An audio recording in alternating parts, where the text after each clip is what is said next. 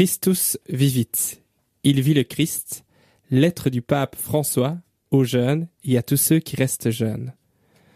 Dans le Nouveau Testament, une parabole de Jésus raconte que le plus jeune fils a voulu partir de la maison paternelle pour un pays lointain. Mais ses rêves d'autonomie se sont transformés en libertinage et en débauche, et il a éprouvé la rigueur de la solitude et de la pauvreté. Toutefois, il a su se reprendre pour un nouveau départ, et il a décidé de se lever. C'est la caractéristique du cœur jeune d'être disponible au changement, d'être capable de se relever et de se laisser instruire par la vie. Comment ne pas accompagner le fils dans cette nouvelle tentative? Mais le frère aîné avait déjà le cœur vieilli, et il s'est laissé posséder par l'avidité, l'égoïsme et l'envie. Jésus fait l'éloge du jeune pécheur qui retrouve le bon chemin, que l'éloge de celui qui se croit fidèle, mais ne vit pas l'esprit d'amour et de miséricorde. Jésus l'Éternel jeune veut nous faire don d'un cœur toujours jeune. La parole de Dieu nous demande: purifiez-vous du vieux levain pour être une pâte nouvelle. Elle nous invite en même temps à nous dépouiller du vieil homme pour revêtir l'homme nouveau.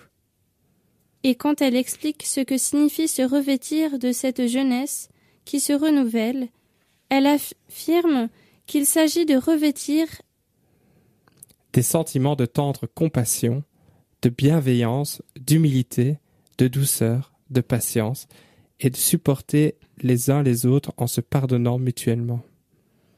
Cela signifie que la vraie jeunesse, c'est avoir un cœur capable d'aimer. En revanche, ce qui vieillit l'âme, c'est tout ce qui nous sépare des autres. Mais elle conclut ainsi: par-dessus tout, ayez la charité, en laquelle se noue la perfection. Remarquons que Jésus n'appréciait pas que les personnes adultes regardent avec mépris les jeunes ou les maintiennent à leur service de manière despotique.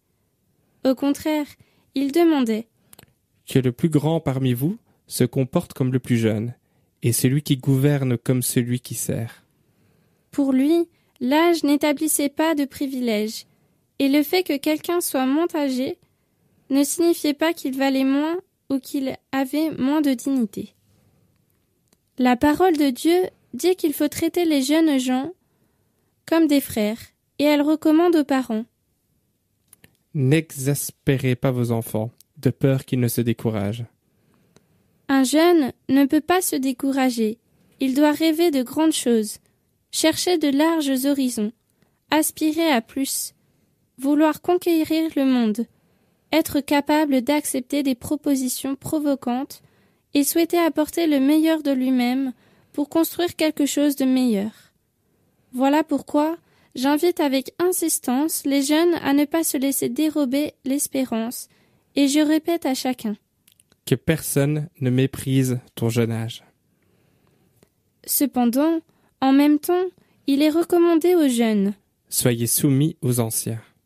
La Bible invite toujours à un profond respect envers les anciens, car ils possèdent un trésor d'expérience, ont connu les succès et les échecs, les joies et les grandes angoisses de la vie, les illusions et les déceptions.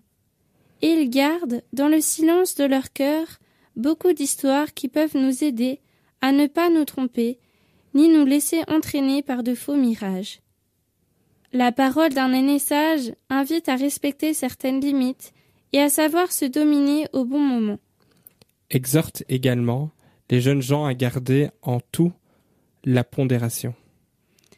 Il ne convient pas de tomber dans un culte de la jeunesse ou dans une attitude juvénile qui méprise les autres à cause de leur âge ou parce qu'ils sont d'une autre époque. Jésus disait que la personne sage est capable de tirer de son trésor aussi bien du nouveau que du vieux. Un jeune sage s'ouvre à l'avenir, mais il est toujours capable de recueillir quelque chose de l'expérience des autres. Dans l'évangile de Marc apparaît une personne qui, lorsque Jésus lui rappelle les commandements, dit: tout cela, je l'ai observé dès ma jeunesse. Le psalmiste l'affirmait déjà. Car c'est toi, mon espoir, Seigneur. Ma foi dès ma jeunesse. Tu m'as instruit dès ma jeunesse, et jusqu'ici j'annonce les merveilles. Il ne faut pas regretter de passer sa jeunesse en étant bon, en ouvrant son cœur au Seigneur, en vivant d'une autre manière. Rien de tout cela ne nous ôte la jeunesse, mais plutôt la renforce et la renouvelle. Ta jeunesse se renouvelle comme celle de l'aigle. C'est pourquoi saint Augustin déplorait. Je t'ai aimé bien tard, beauté si ancienne et si nouvelle, je t'ai aimé bien tard. Mais cet homme riche, qui avait été fidèle à Dieu dans sa jeunesse, a laissé le temps lui ôter les rêves et a préféré continuer à s'attacher à ses biens. En revanche, dans l'évangile de Matthieu se présente un jeune qui s'approche de Jésus pour lui demander davantage, avec cet esprit ouvert propre aux jeunes en recherche de nouveaux horizons et de grands défis. En réalité, son esprit n'était pas si jeune, car il était attaché aux richesses et au confort. Il disait en parole qu'il voulait quelque chose de plus, mais quand Jésus lui a demandé d'être généreux et de partager ses biens, il s'est rendu compte qu'il était incapable de se dépouiller de ce qu'il possédait. En fin de compte, Entendant cette parole, le jeune homme s'en alla contristé, car il avait de grands biens. Il avait renoncé à sa jeunesse.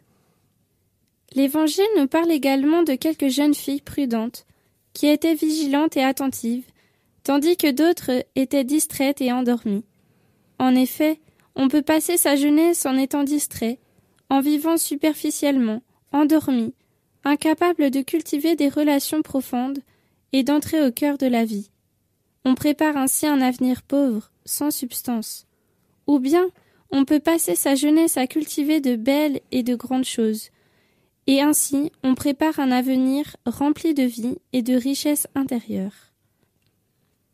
Si tu as perdu la vigueur intérieure, les rêves, l'enthousiasme, l'espérance et la générosité, Jésus se présente à toi, comme il l'a fait pour l'enfant mort de la veuve, et avec toute sa puissance de ressusciter, le Seigneur t'exhorte. Jeune homme, je te le dis, lève-toi. Il y a sans doute beaucoup d'autres textes de la parole de Dieu qui peuvent nous éclairer sur cette étape de la vie. Nous recueillerons certains d'entre eux dans les prochains chapitres.